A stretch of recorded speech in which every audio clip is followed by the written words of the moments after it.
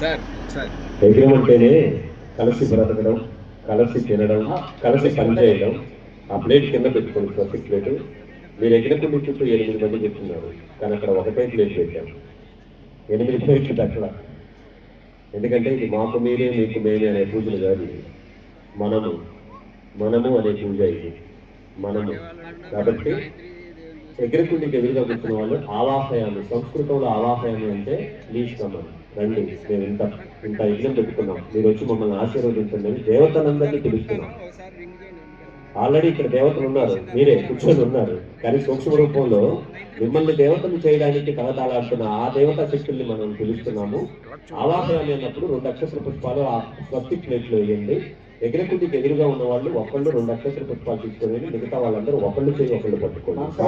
తర్వాత ఆవాహయాన్ని స్థాపయాన్నప్పుడు మాత్రమే స్వస్తి ప్లేట్లో అక్షర పూలు సమర్పించండి. ఒకళ్ళు మాత్రం మా దగ్గర కూర్చున్నారు మాత్రం, మిగతా వాళ్ళు ఒకళ్ళు చేయి ఒకళ్ళు తాకించండి.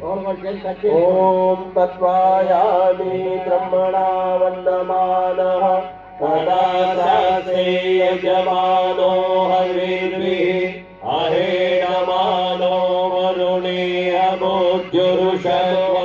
సమాన ఆయుః ప్రమోషి. ఓం మనో జ్యోతిర్జుషతామాజస్య బృహస్పతిర్యజ్ఞనిమం తనోత్పరిష్టం యజ్ఞం సమిమం దదాతు విశ్వే